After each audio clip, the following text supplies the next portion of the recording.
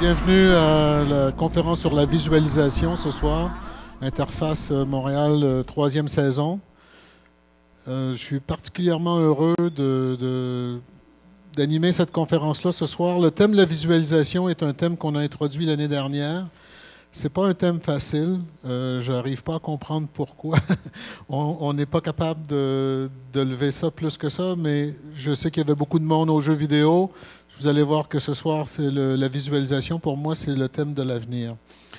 C'est vraiment l'espace où on peut combiner à peu près toutes les expériences de tous les secteurs qu'on a à Montréal. Je travaille beaucoup aussi avec des gens aux États-Unis, en Europe. Le thème de la visualisation scientifique et visualisation pour la simulation et autre chose est en émergence très rapide partout. On a tous les atouts qu'il nous faut au Québec. Il s'agit juste qu'on se connecte et puis qu'on prenne notre place dans ce secteur-là. Alors, ce soir, on parle de l'omniprésence des appareils numériques dans notre quotidien. L'imagerie plus dynamique, plus intelligente, plus contextuelle et interactive transforme notre travail, nos activités à la maison, nos façons de nous déplacer, de nous divertir, de comprendre et d'apprendre.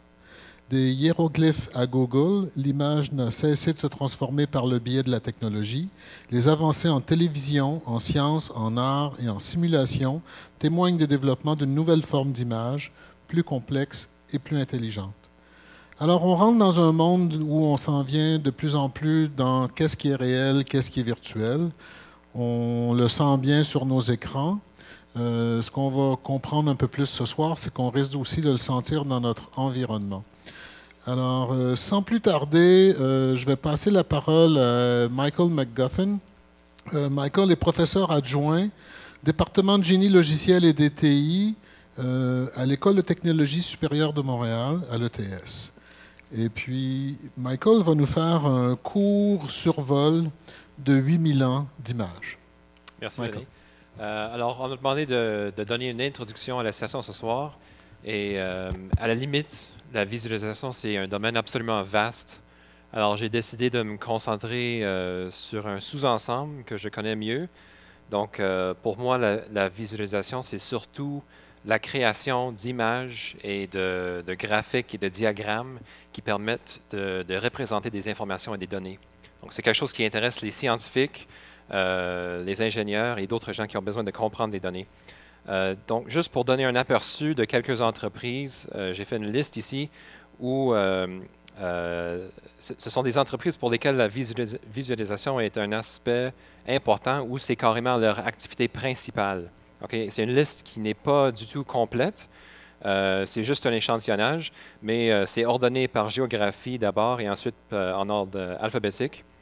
Donc, c'est un domaine en croissance. Il y a de plus en plus d'entreprises qui apparaissent dans ce domaine-là.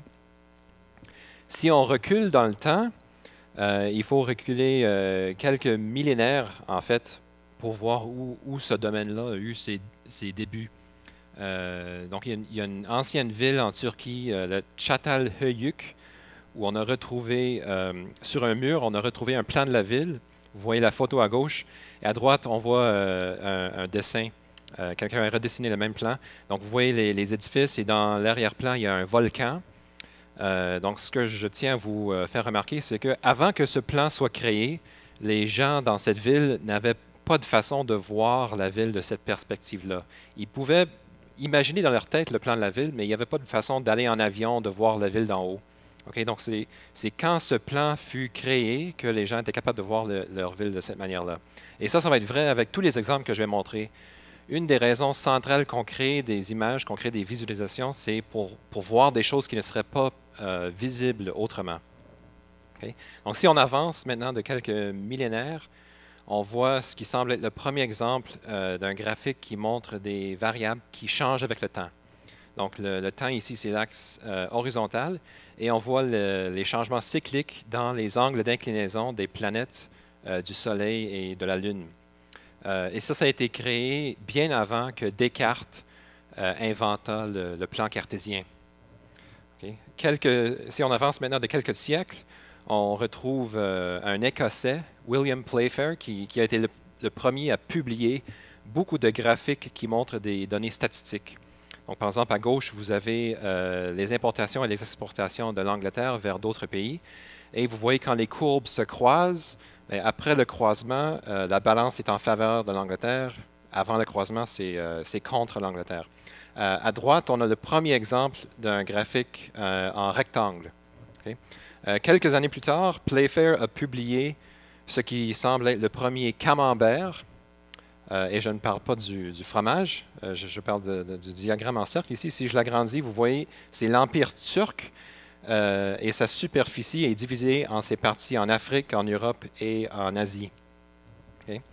Quelques décennies plus tard, on retrouve le français Minard qui a créé ce graphique assez connu montrant l'armée de Napoléon lorsqu'ils se sont aventurés en Russie. Donc, l'armée est partie de la Pologne et ils ont marché vers le Moscou. Et la taille de l'armée est montrée par l'épaisseur de la bande brune. Donc, à mesure qu'ils avançaient, il y avait de plus en plus d'hommes qui mouraient. Une fois arrivés à Moscou, ils se sont aperçus que la ville était pillée et abandonnée. Et c'était en septembre 1812 qu'ils sont arrivés. Donc, l'hiver arrivait. Et ils ont dû faire demi-tour. Et là, on voit la bande noire qui est encore plus mince.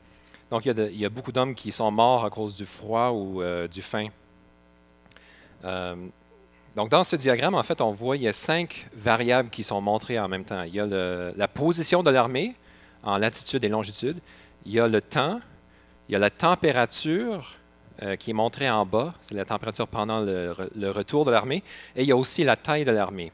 Donc, c'est des données multidimensionnelles. Il y a 5 variables qui sont montrées tous en même temps. Un exemple beaucoup plus récent de données multidimensionnelles, c'est ici.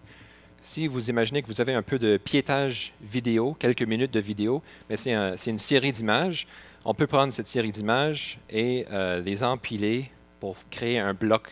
Okay, donc, on a 2 dimensions pour l'espace, x, y, et on a le temps en profondeur. Ce que Daniel et Chen ont fait, ils ont pris le temps et ils l'ont mis en demi-cercle. Et ensuite, on peut appliquer différentes opérations de filtrage ou de traitement d'image. Par exemple, on peut enlever tous les pixels qui ne changent pas d'un frame à l'autre. Ou on peut montrer seulement les images où il y a un changement abrupt dans le flux vidéo. Un autre exemple de données multidimensionnelles, la musique. Okay, donc, dans la musique, il y a le temps, il y a la hauteur des notes, il y a l'intensité, etc. Ce que Wattenberg a fait ici, il a pris l'axe horizontal pour le temps et au lieu de montrer la hauteur des notes, il a cherché des séquences de notes qui se répètent. Donc, il trouve des endroits dans une pièce où il y a les mêmes notes qui se répètent et il les relie avec un demi-cercle ou un cercle complet. Donc, ça nous permet de voir la structure de répétition à l'intérieur d'une pièce. Donc, à gauche, on a une pièce de musique classique, à droite, une pièce de rock pop des années 80. Et on voit qu'ils sont assez différents. Donc, je vous ai montré quelques exemples de données multidimensionnelles. Il y a aussi des ensembles de données qui ne sont pas nécessairement multidimensionnelles, mais qui ont des connexions entre eux. Donc, par exemple, on peut avoir un ensemble d'éléments qui sont reliés par des liens ou des connexions.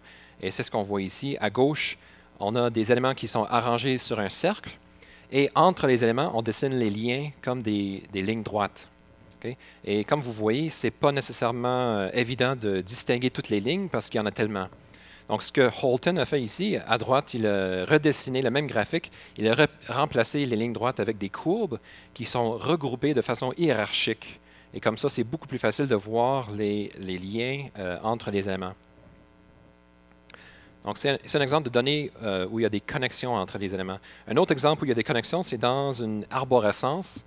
Donc, je suis persuadé que tout le monde va reconnaître cet exemple-là où on a des répertoires et des sous-répertoires sur un ordinateur. Ça forme une arborescence. Okay? On a des éléments avec des embranchements vers d'autres éléments. Et une façon de montrer une arborescence, c'est avec le diagramme qu'on a ici, avec de l'indentation. Mais il y a d'autres moyens de montrer la même arborescence. On peut avoir des diagrammes plus classiques ou récursifs comme ceci. On peut aussi utiliser quelque chose de plus récent qui s'appelle un tree map. Et donc, l'idée dans un tree map, c'est qu'on a un rectangle qui représente l'arborescence complète et on va subdiviser ce rectangle en sous-rectangles pour montrer, par exemple, les sous-répertoires et ainsi de suite. Donc, à gauche, on voit le Usenet, c'est-à-dire tous les newsgroups sur l'Internet. Et à droite, on voit différents marchés. Dans les deux exemples, la taille des rectangles correspond à la taille, par exemple, en octets ou la taille en argent du rectangle. Et la couleur représente quelque chose également. Donc, à droite, on a différents marchés. On a le marché de technologie, d'énergie, de télécom. Et chaque marché est subdivisé en entreprises. Et la couleur de l'entreprise montre si ça va bien ou si ça ne va pas tellement bien. Donc, rouge, ça veut dire qu'il y a une perte d'argent. Ça va mal dans cette entreprise-là. En fait, si vous allez au site web qui est indiqué, vous pouvez voir un tree map live des marchés maintenant. Donc ça fait quelques exemples d'ensemble de données différentes et de visualisations différentes. Maintenant, si on regarde le côté plus recherche dans ce domaine-là, je crois qu'il y a certains thèmes qu'on voit de plus en plus aujourd'hui et qui risquent d'avoir des retombées dans les années à venir. Donc, il y a très souvent le problème d'avoir trop de données. On a trop de données et notre écran n'est pas assez grand pour tout montrer. Donc, on cherche soit des façons de montrer plus de données en même temps, ou bien on va chercher des façons d'utiliser le temps, okay, pour montrer plus de données à travers le temps à l'utilisateur. Une façon d'utiliser le temps, c'est avec de l'animation. Donc ici, on a des données statistiques et on peut les visualiser avec un camembert ou avec un diagramme en rectangle ou avec une nuage de points. On a toutes ces différentes vues de les mêmes données. Et pour montrer les transitions entre ces vues, on se sert d'animation. Les animations permettent de mieux comprendre la relation entre les différentes vues. Une autre façon d'utiliser le temps, c'est avec le zoom-in. Donc ici, on a une grande collection de photos et on permet à l'utilisateur de faire un grand zoom-in ou un grand zoom-out pour naviguer un grand espace de photos. Okay, donc l'animation, le zoom-in, deux façons d'utiliser le temps. Une troisième façon qui est reliée, c'est l'interaction. Et ce qui est peut-être intéressant du côté interactif, c'est des techniques d'interaction qui permettent une interaction rapide. Donc ici, j'ai un exemple d'un système sur lequel j'ai travaillé avec mon directeur de thèse, où on permet à un utilisateur de faire des petits glissements de souris pour montrer ou cacher des éléments dans une arborescence ou dans un réseau. Donc ici, les gestes de souris, les glissements sont faits lentement pour montrer qu'est-ce qui arrive. Mais en pratique, on peut les faire rapidement pour changer ce qui est montré à l'écran. Donc ici, vous voyez, on recule avec la souris pour cacher de plus en plus d'éléments. Une autre chose à laquelle peut-être les gens pensent en général, quand ils pensent visualisation, ils vont peut-être penser 3D. On risque de voir de plus en plus de choses en 3D. Pourquoi le 3D? Bien, peut-être qu'on se dit qu'en 3D, il y a plus d'espace. Il y a plus d'espace pour montrer plus de choses et ça correspond mieux au monde réel. Bon, c'est vrai qu'il y a plus d'espace en 3D, mais il y a aussi des problèmes importants lorsqu'on va vers le 3D. Ici, j'ai une arborescence que je visualise en 3D, mais il y a des problèmes. La navigation est plus compliquée en 3D qu'en 2D. Il y a aussi le fait que vous voyez beaucoup d'étiquettes de texte qui sont une par-dessus l'autre, donc elles se cachent. Et on a ce problème d'occlusion en général en 3D. Donc peut-être que dans le cas d'une arborescence, je serais mieux de le regarder en 2D, peut-être pour me simplifier la vie. Mais il y a d'autres situations où je ne peux pas m'en passer du 3D. Si j'ai des données qui sont intrinsèquement 3D, par exemple une image 3D de la tête de quelqu'un, je n'ai pas le choix, je dois le montrer en 3D. Donc la question, c'est comment montrer les parties cachées de ces données-là. Et ici, vous voyez un autre système sur lequel j'ai travaillé, où on permet encore une fois des gestes de souris et des glissements de souris pour réarranger les données, pour faire des rotations, pour retourner des couches, éplucher des couches. Alors, ça représente une autre façon d'essayer de montrer les parties cachées des données en 3D. Donc, si vous voyez, on glisse sur les flèches. On glisse sur une flèche et on se trouve à éplucher les couches.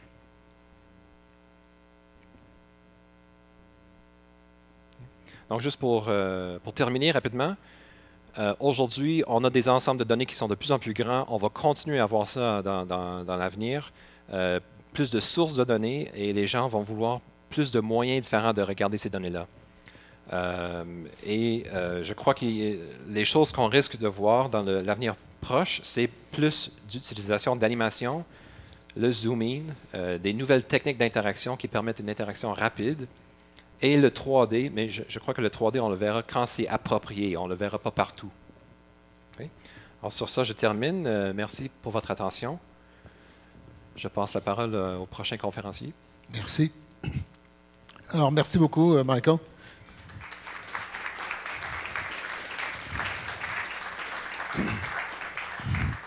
8000 ans en 15 minutes, félicitations.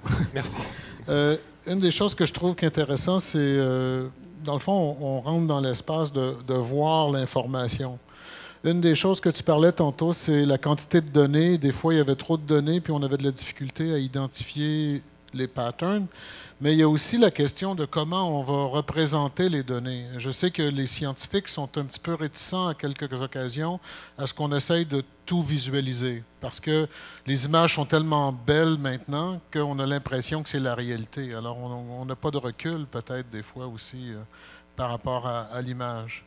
Est-ce que toi, dans les groupes que tu as travaillé, mettons, avec l'ouverture du cerveau et des choses comme ça, c'est quoi la réaction des gens quand ils voient qu'ils peuvent voir?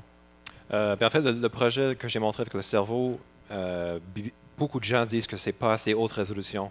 Ouais. C'est que ça a été fait sur un ordinateur, un laptop d'il y a 5 ans. Alors, il manque de résolution. Mais tu me fais penser au fait que lorsqu'on fait de l'acquisition d'une image, par exemple une image médicale, il est important de ne pas le montrer d'une manière, ce qu'on va montrer des artefacts qui ne sont pas là réellement. Donc, dans un contexte médical, c'est très important de faire attention à des choses comme ça. Puis, mon autre question, c'est que je regardais tantôt l'indentation, la manière qu'on regarde les folders et tout ça. Moi, je suis graphiste de formation, puis je trouve que c'est vraiment, bon, l'indentation, c'est quelque chose qui est dans la typographie, dans les textes, dans tout ça. Est-ce que le fait qu'on soit mal à l'aise encore avec le 3D, c'est parce qu'on a appris en 2D? Puis qu'on a de la difficulté à trouver... On n'est pas... tu sais, les labels, tout ça, c'est comme si on avait appliqué du 2D sur du 3D, mais Oui. à mesure qu'on avance puis qu'on a plus d'expérience avec le 3D, on risque de trouver d'autres manières de naviguer à l'intérieur de ça. Je pense qu'il y a toujours un ralenti. Par exemple, la souris a pris une vingtaine d'années avant d'être introduite de façon commerciale. Donc, la majorité de ce qui se fait en recherche, ce qui est publié, ça va nulle part. Il y a une petite fraction qui va être commercialisée, puis ça va prendre du temps avant que les gens l'acceptent. Donc, dans le cas du 3D, il y a aussi le fait qu'on est tellement habitué avec la souris, et la souris n'est pas le mieux adaptée pour le 3D que, bon, il y a un paquet de problèmes associés avec le 3D qui le rend plus difficile à utiliser. Oui, c'est ça. Ben, en fait, l'écran, oui. On fait beaucoup de travaux sur l'immersion à la SAT. Puis ce que je dis aux gens, c'est que quand on joue dans un jeu immersif, c'est comme si je regardais à travers un scaphandre. Mais l'ordi, lui, il est capable de me donner tout l'environnement. Donc, c'est pour ça qu'on fouille beaucoup sur les systèmes de projection immersifs pour que je puisse rentrer carrément dans l'information et la voir tout le tour. J'étais à Vancouver il y a quelques mois, puis il y avait... les gens de Colombie-Britannique sont en train d'essayer de créer un premier cluster de Visual Analytics, qu'ils appellent, là, donc l'analyse graphique. Évidemment, il y a beaucoup d'applications qui nous ont montré qui étaient dans le domaine de la sécurité, du Homeland Security, là, donc comment naviguer dans 75 000 emails pour savoir si quelqu'un a parlé à l'autre et comment ça se connecte. Puis le problème qu'ils avaient principalement, c'est que tous les chercheurs que tu voyais, il y avait 4 écrans sur leur ordi, sur leur bureau, tu sais. Alors que dans le domaine des arts visuels et dans le domaine des arts de performance, on sait comment faire des écrans qui peuvent être grands comme un stade de football. Donc, c'est pour ça que je trouve qu'il y a beaucoup de choses, j'ai beaucoup vu de choses en visualisation où les gens travaillaient beaucoup sur l'aspect comment le représenter, mais les gens qui faisaient ça étaient des programmeurs ou des ingénieurs ou des analystes, mais ils n'avaient pas d'expérience en typographie, en couleur, en organisation des formes et tout ça. Et c'est pour ça que j'aimerais beaucoup, dans le courant des prochaines années, qu'on essaye de faire des ponts encore plus solides avec le secteur des arts, parce que ça fait des centaines d'années qu'on fait de la typographie, de la couleur, la psychologie des couleurs et tout ça. Et je pense que c'est un endroit où, si on pouvait faire un rapprochement, il y aurait ça pourrait débloquer très rapide. Oui.